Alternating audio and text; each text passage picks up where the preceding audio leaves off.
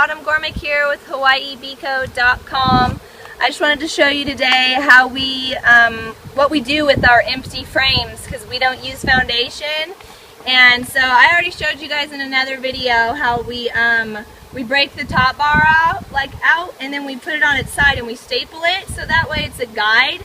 So that way they don't build the comb. Like if you have a whole bunch of empty frames and you didn't have a guide, they might build the comb this way. And we don't want them to do that. We want them to build it this way, so we use this top bar as a comb, or as a guide.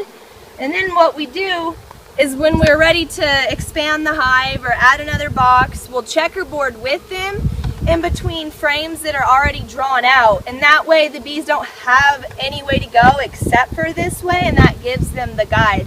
So basically we just take our empty frame and you want to get down here? So I just take it and I basically will put it right in the middle, drawn comb, and it's nice and flat.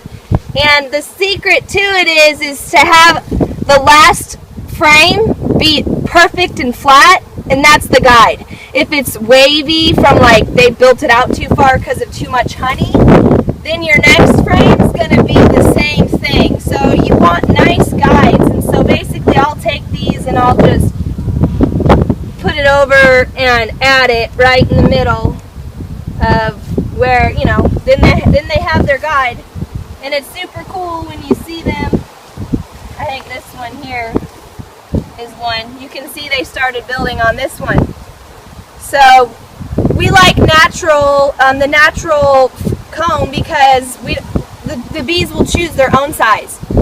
And that's better because they know what they're doing, and they'll choose different cell size for different things. For drone brood, worker brood, or for honey, they'll choose larger cells.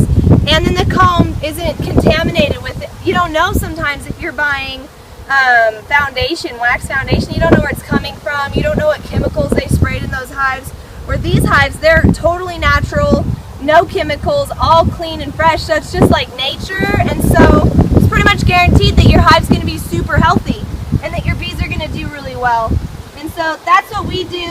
And when you go to extract, the only other advice is when you go to extract the honey, make sure your comb is connected on all four sides, and then just make sure that that the comb is a few months old. Make sure it's not real soft and brittle, and that's it. And then just be gentle with it, and you'll learn how to extract.